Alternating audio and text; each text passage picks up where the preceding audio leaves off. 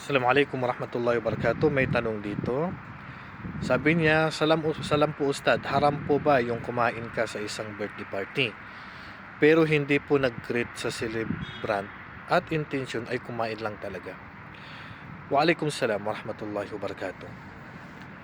Bawal pa rin po yun. Kasi kung pumunta ka doon, dumalo ka sa birthday party at doon ikaw ay nakikain, yun pa rin po ay bawal pa rin po.